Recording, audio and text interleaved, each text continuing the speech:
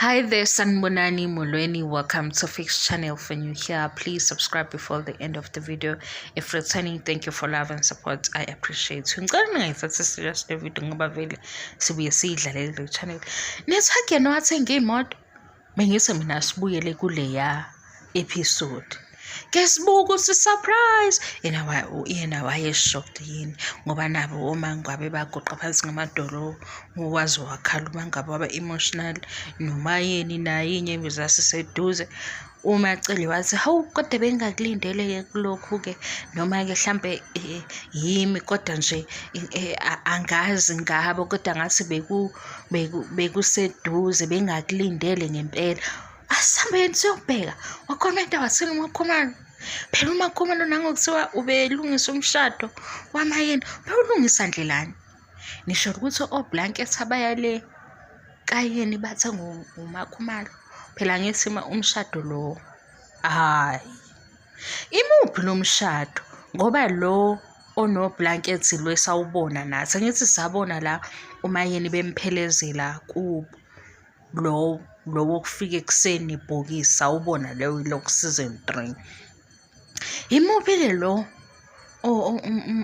uMakhumalo wayekhona kona esewunkosikazi ngoba uthe uMakhumalo wayesewunkosikazi wayenzani uMakhumalo ngoba phela makuzoshadwa kuyaphithizela guys umshado namawuze ekhaya kupenda izindlu kulungisa imigwaqo imoto ukuthi zizongena zimephi nishayeke izihlahla nikline zonke hayi phela ukuthi izindlu zihlala zingcolile kodwa nje makuza abantu leso siphithiphithi somshado ngoba abantu mhlawumbe abanye bazofuna ukuhlala endlini yabona abadala nani ingeke bonke abantu bebesetendeni leyo msebenzi leyo keep izinto zimuva ukupenda izindlu shothi uMakhumalo isikhwishi uMakhumalo mashobani kodwa siyambona la kusando lesebe ave sebenza uyasebenza ukuthi nje inkinga yakhe endabeni ezingadingi comment yakhe umayeni wenzeni useyaphawula nizwile nje nakuleyo ukuthi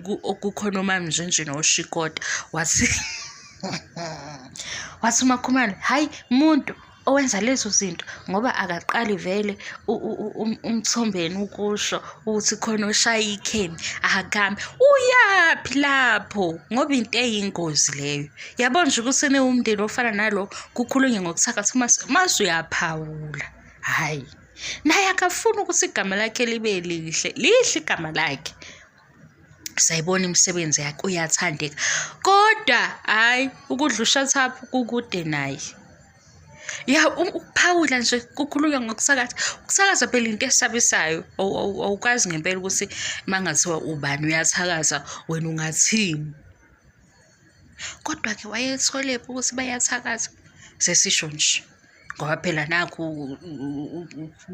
usibalisela ukuthi ungenzeka kunemkhovi imoyane engcolile wayekutholephi phela ku season 4 wathi wazi washintsha ebusweni wathi ke abafuneki amakhosikazi unkosikazi ozohamba inyanga ngoba laphayana uzosuka uthole into ezoxoxa kodwa gazi nginitshele iqiniso ngiyanixoxela nje nami sengihlebela indaba yabo inyanga nezangoma mawuzoba desperate hayi bazokudlala khona umngane wami ohamba waya kwisangoma uRomeo wami ke naye angazi ukuthi waphupha kaphi shothi iphupho lakhe ke lamholela lapho kwinyanga nezangoma hayi ugela into wayibuye seyisangene njalo sihamba naye isonto ngiyazi indaba ukuthi usenyonyobe wayenyangeni wayaphi mayangixoxela naye lento nje ayiphuphile emnyise kwinyanga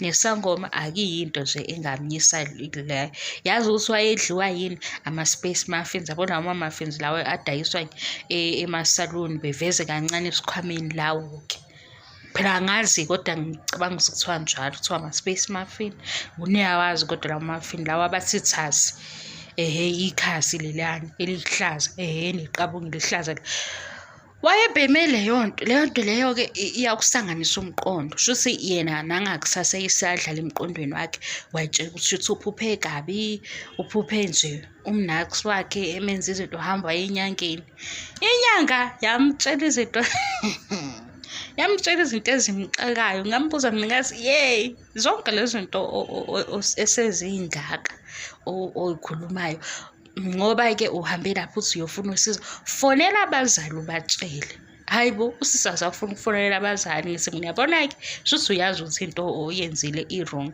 Bamtshela izinto ey'ngekho, sebuye namakhandlela amaningi, akasazi ukuthi ngifakazela ukuthi uma uzoya laphaya enyangeni uyevele udonswe yinkinga, uzobuya uphitheni ikhanda, ngoba buka-ke nje bona bebawu-4, mayesefika nje usethi awu ngiphuma kwisithembu already inyanga isizwa shuthi hayi u-second wife-ke lo ubhizi ngawo.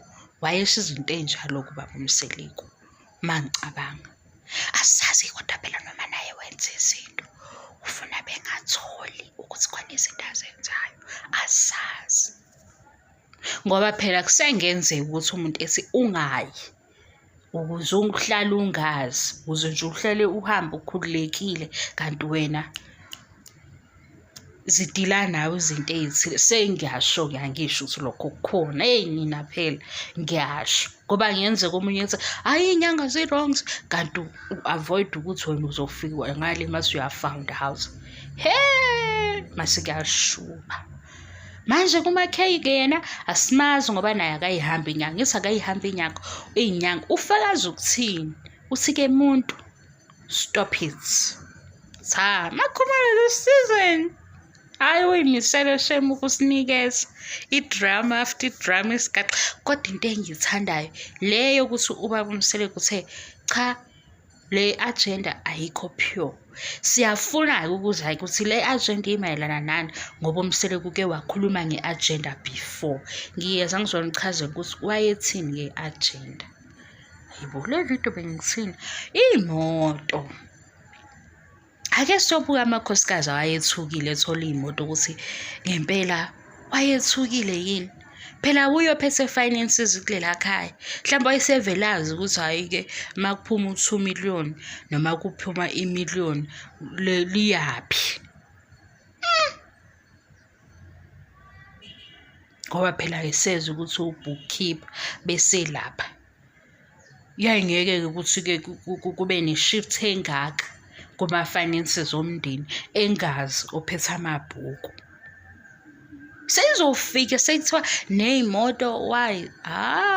Makhumalo nezindlu, wazi wayikhomba izindlu wathi eyamacele indlu yayizoba laphayana, angazi kwaba kanjani, sasesithi soyimisa kanje. Ngathi hayibo,